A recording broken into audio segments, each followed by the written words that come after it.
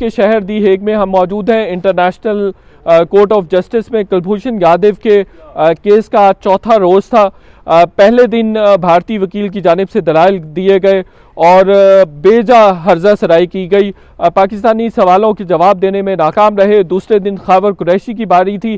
खावर कुरैशी ने 6 important points जो हैं वो उठाए। सबसे पहले उन्होंने कहा कि पासपोर्ट जो असली था हुसैन मुबारक पटेल के नाम से था, वो कैसे कुलभूषण यादव के पास आया। दूसरा उन्होंने कहा कि भारत की जानिब से शहरियत नहीं बताई गई तो पाकिस्तान कैसे कौंसलर एक्सेस दे सकता था। तीसरा पॉइंट उन्होंने उठाया कि वियना कन्वेंशन के मुताबिक इस ट्रायल को कौंसलर एक्सेस नहीं दी जा सकती कुलभूषण यादव को। चौथा पॉइंट उन्होंने कहा कि अगर ईरान से अगवा किया गया तो उसका भारत जो है वो सबूत दे। और पांचवा उन्होंने कहा कि 2008 का मुआहदा मौजूद है कौंसलर एक्सेस के हवाले से पाकिस्तान और भारत के दरमियान। उसी मुआहदे के तहत जो है वो पाकिस्तान एक्सेस देगा या ना देने का फैसला करेगा। उस मुआहदे के तहत दोनों मुल्कों पर डिपेंड करता है कि वो केस टू केस फैसला करें और ऑन मेरिट फैसला करें। और ख़ास तौर पर नेशनल सिक्योरिटी के जो इशू हैं उसमें कौंसलर एक्सेस नहीं दी जा सकती। छठा पॉइंट ये भी था कि किसी भी जासूस को वियना कन्वेंशन के मुताबिक भी कौंसलर एक्सेस नहीं दी जा सकती। कल जो है वो भारतीय वकील की जानिब से दलाइल दिए गए, जो खावर कुरैशी की जानिब से परसों दलाइल दिए गए थे उसका जवाब दिया गया, जिसमें फॉर्मर प्राइम मिनिस्टर के एक डॉन के साथ जो इंटरव्यू था उस हवाले से भी भारतीय वकील ने बात की।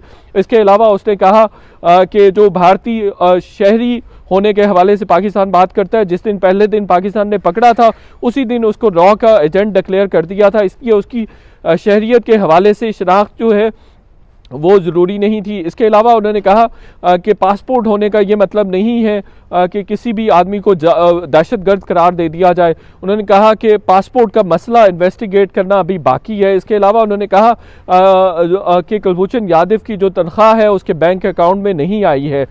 तो ये तमाम दलाइल जो हैं वो भारतीय वकील की जानिब से कल दिए गए।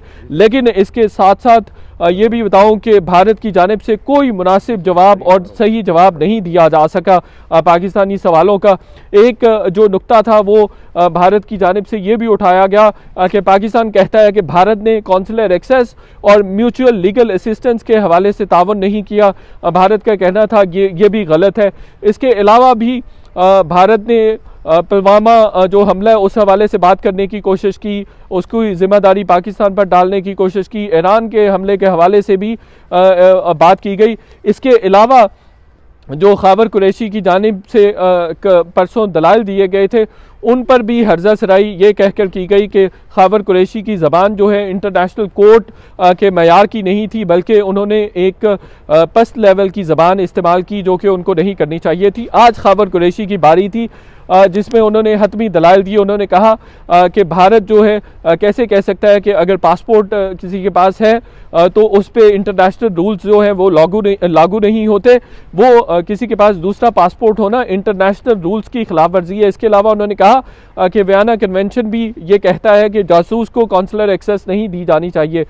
इसके अलावा उन्होंने मिलिट्री कोर्ट के हवाले से भी कहा कि पाकिस्तान में मिलिट्री कोर्ट के फैसले को भी चैलेंज करने के लिए अदालतें मौजूद हैं। हाल ही में पेशावर हाई कोर्ट ने 70 अफराद को रिहा भी किया है। इसके अलावा पाकिस्तान की रियासत जो है वो सुप्रीम कोर्ट में पेशावर हाई कोर्ट के फैसले के खिलाफ मौजूद है। भारत की जानिब से ये कहना कि पेशावर हाई कोर्ट का फैसला ढकोसला है और दिखावा है, ये गलत है। उसके बाद अनवर मंसूर आए, उन्होंने कहा कि मकबूजा कश्मीर में इंतहाई इंसानी हुकूक की खिलाफ वर्जियाँ भारत की जानिब से की जा रही हैं। 18 माह की हिब्बा को भी पैलेट गन से जो है वो अंधा कर दिया गया है और इसके अलावा 2000 से ज़ायद लोगों पर पैलेट गन का इस्तेमाल किया गया है। इसके अलावा उन्होंने कहा कि कुलभूषण यादव को ना तो कौंसलर एक्सेस दी जानी चाहिए और ना ही उसको कोई और रिलीफ मिलना चाहिए, चूँकि उसके खिलाफ दहशतगर्दी का मुकदमा दर्ज है।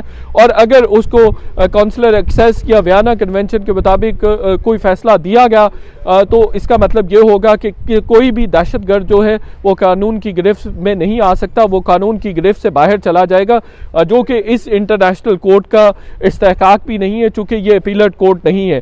उन्होंने ये इस्तदा की कि भारत की जो अपील है उसको रिजेक्ट किया जाए, उसको किसी भी तरह से इंटरटेन नहीं किया जाना चाहिए।